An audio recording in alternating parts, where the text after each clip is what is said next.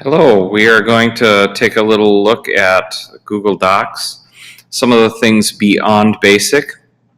First of all, I want to show you that under the fonts, you typically start with about 8 or 10, and a lot of people don't realize that way at the bottom here are dozens more fonts that you can choose from. Anything you check will become part of your regular pull-down palette, and if there's something you no longer want or need, then you can uncheck that as well.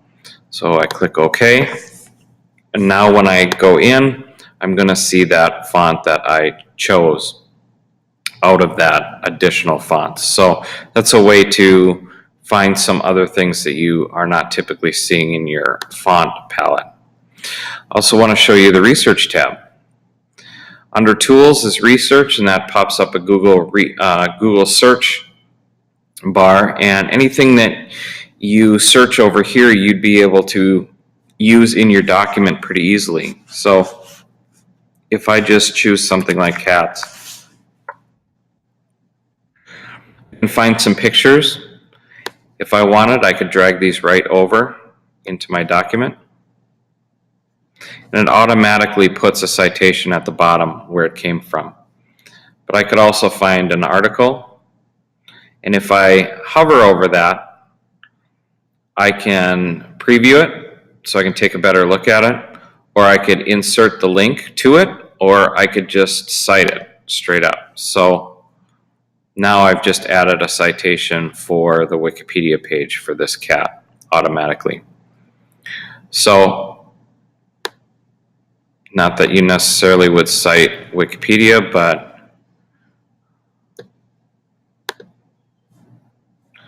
you can change your citations like that, and you will have a lot better, cleaner connection to what you're doing.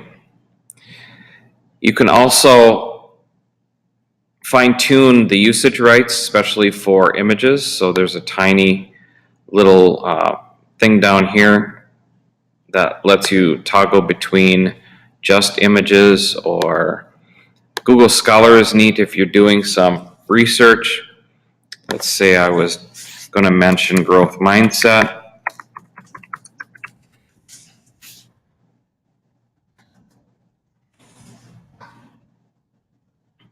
And I know that this is something that is by Carol Dweck.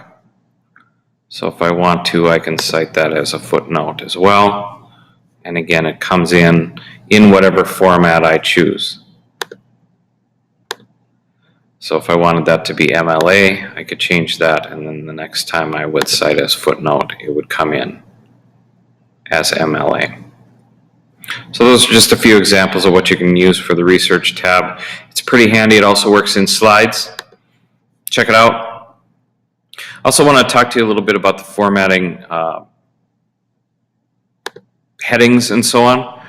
So as you build a more formal paper, you can use the title and headings structures that are built in.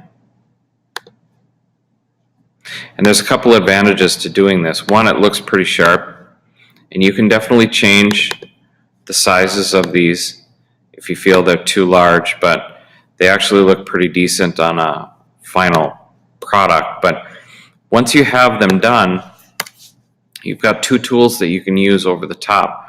One is the document outline, and that's under Tools, and that brings kind of a running outline along the side of your paper. So anything that ends up being multiple pages, you can bounce right to whichever place you are in your paper. Very helpful for research papers and so on. And then there's another kind of similar part to this where you can add a table of contents. And that table of contents is more of a trackback. It allows you to jump directly to something that is further down your document in this same way, only this would be also viewable to any additional readers and so on. So this will read any of your headings. So if you add in, if I add in a third heading 1,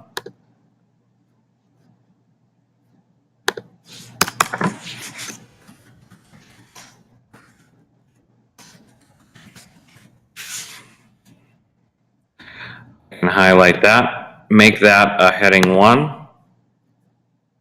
And then if I click into this little box and I hit update, it will add this. Extremely helpful if you want to have something that you know is going to be multiple pages, or something you want to use with students where everybody's going to have their own individual page. You could have this as a quick way to do it. So either one of these, it helps you move around larger documents. You can also add headers and footers. That's under Insert, Header. That could be something that could be your name.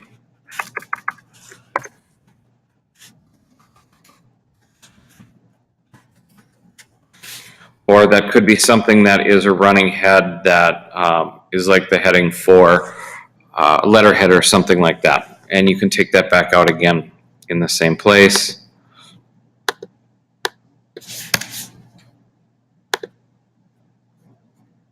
And you can insert the footer as well. This could also be if you wanted to put, say, phone numbers or something at the bottom of a document that you were using. All right, and the last thing I want to show you are a couple of things under File. One is Make a Copy. Say you're looking at or working with a shared document, but you need your own copy of something that would be here. That will make one original copy of whatever document you are working with, but that will not be shared with anybody straight out of the gate. So this is also something that you might do with students so that they make a copy of your original and then take one for themselves. The best thing about Google Docs is you can see a constant revision history.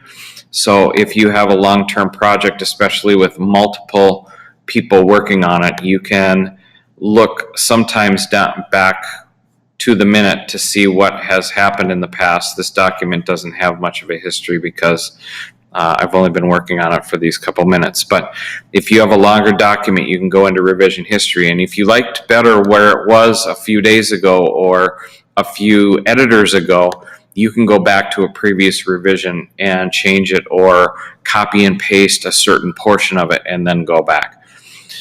Keep on exploring with Google Docs, and don't be afraid to push the buttons. Thank you.